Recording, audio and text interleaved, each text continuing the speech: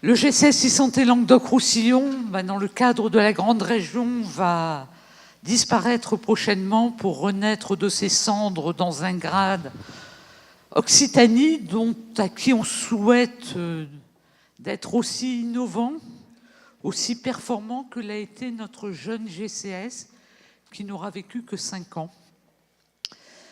Et plutôt que de partir dans les pleurs, même si la situation n'est pas facile, on a décidé de partir en essayant de faire une journée. J'avais dit à Denis Garcia, et si nous organisions une journée de prospective, de quoi peut-on rêver dans 20 ans? Et comme il est très réaliste, il a quand même dit on va s'arrêter à 10 ans, le monde va vite, donc déjà, essayons d'imaginer. Et je demande vraiment aux intervenants d'essayer de rêver. Moi, je ne veux pas de démonstration de ce qui a été fait.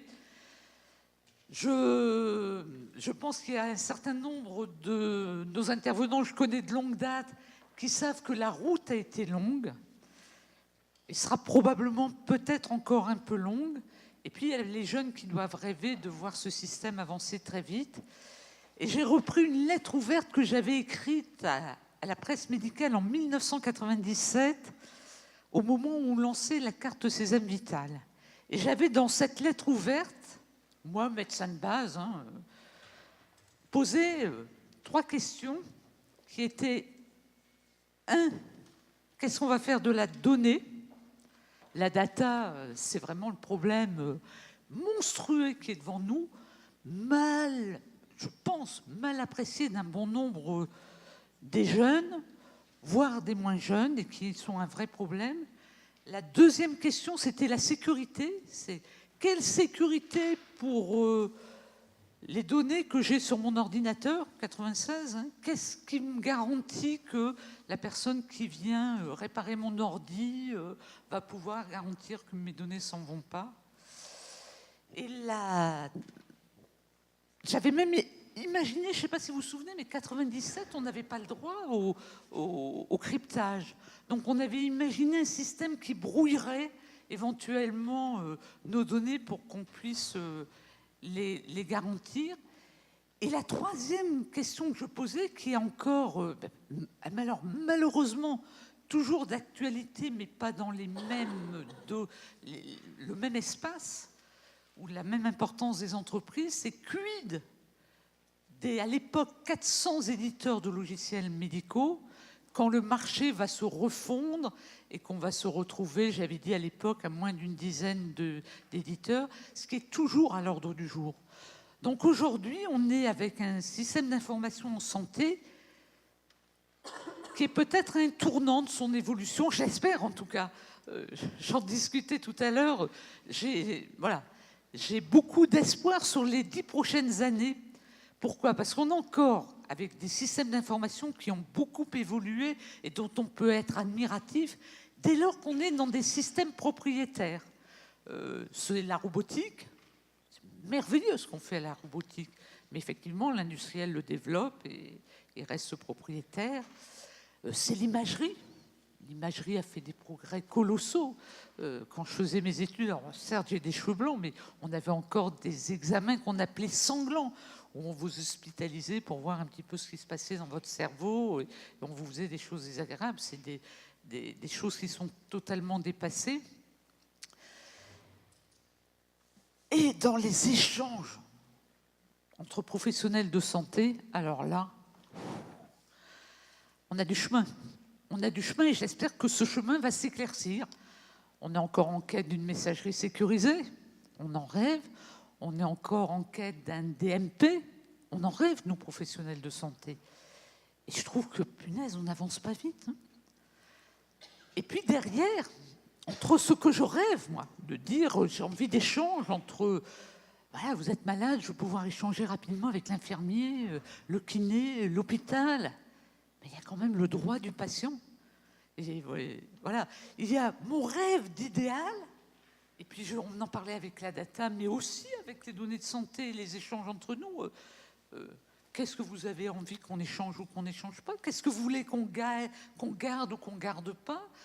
Qu'est-ce qu'on fait de ce qu'on garde et qu'est-ce qu'on garantit de l'utilisation ou pas? Et dans les deux sens. je ne veux pas qu'on le garde, mais je l'ai gardé, et puis quand on veut le récupérer, j'ai rien récupéré. C'est des vrais soucis. Et donc j'aimerais que l'ensemble de nos intervenants essaye de nous faire rêver, et puis que ça donne aux plus jeunes l'envie d'aller chercher et de nous faire ce dont on a rêvé d'avoir, un système intelligent, éthique et sécure. Donc la route est encore longue, mais je pense qu'on va tous participer à ce long chemin. Et je vais donc maintenant laisser la parole à Denis Garcia, que je vais remercier parce que ça a toujours été le chef d'orchestre de ces journées des systèmes d'information. Et pour tous ceux qui sont déjà venus, en tout cas pour vous qui êtes là aujourd'hui, je pense qu'aujourd'hui on va avoir un super programme, et je te remercie de nous avoir toujours organisé ça de main de maître, monsieur le directeur. Merci.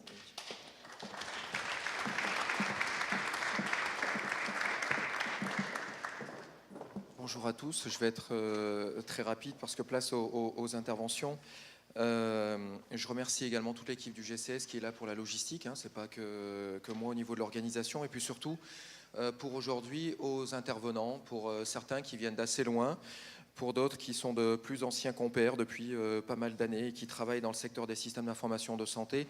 On a eu cette idée-là, finalement, sans du tout polémiquer, on a eu cette idée d'imaginer un petit peu ce qu'allaient être les systèmes d'information dans les 10 années arrivant. Alors, il y en a certains qui m'ont dit ça tombe bien parce que moi je serai à la retraite, donc du coup je veux bien intervenir. D'autres qui disent oh là là, mais je ferai autre chose à ce moment-là. Parce que depuis quelque temps en France, on entend des choses assez curieuses. Il y a des chargés de mission qui sont partis à Chicago, qui ont eu cette chance-là, qui sont allés aux États-Unis récemment et qui ont vu un petit peu les progrès. Et à Chicago, ils ont rencontré des radiologues, des professeurs et des médecins de Montpellier, de Nîmes, d'autres régions. Et ces gens-là, quand ils reviennent en France, c'est normal qu'ils veuillent à peu près la même chose que ce qu'ils ont vu aux États-Unis. Mais quand ils reviennent en France, des fois, ils tombent sur des chargés de mission qui leur disent « Mais c'est curieux, pourquoi vous voulez faire du télé-AVC en mobilité ?»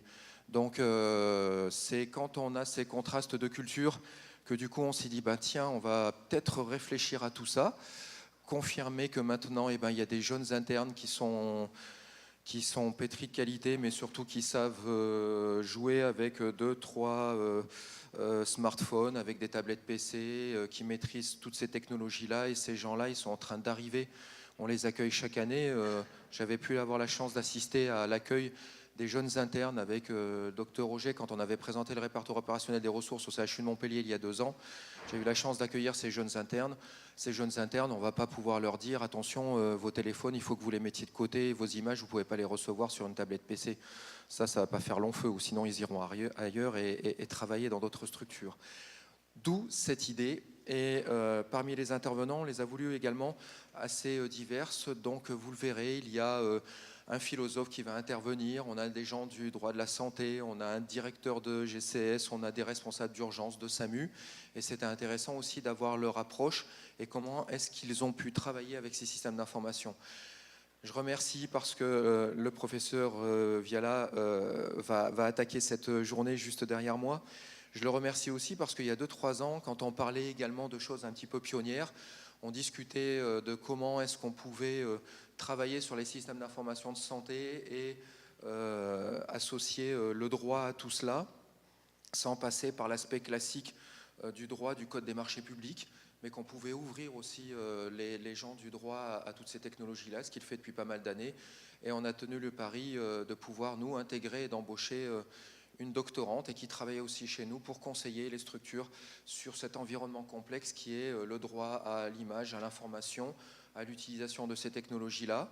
Et c'est vrai qu'il y a d'autres régions qui ont rigolé. Je me rappelle de certaines réunions où, je peux le dire, on s'est foutu de notre gueule en nous disant voilà, vous avez encore embauché quelqu'un, à quoi il va servir cette personne-là. Et puis maintenant, je vous confirme qu'elle est débordée par des demandes de conseils, de DSI, de pas mal de personnes spécialisées dans les systèmes d'information et qui, face à l'ampleur du chantier, ont besoin de cet éclairage-là. Donc l'intervention des gens qu'on va avoir aujourd'hui, ce sont des gens qui ont été pionniers à un moment ou à un autre, qui le sont encore et qui essayent de faire passer des messages, et je les remercie pour leur venue et pour avoir bien voulu nous retrouver aujourd'hui. Je ne vais pas être plus long. Je vous remercie tous, les participants, l'équipe du GCS, mon administratrice également, qui me donne toujours carte blanche et qui me fait confiance au niveau des thématiques, qu'on ne lui fait pas toujours valider, même à la veille du colloque. Donc, elle nous fait souvent confiance.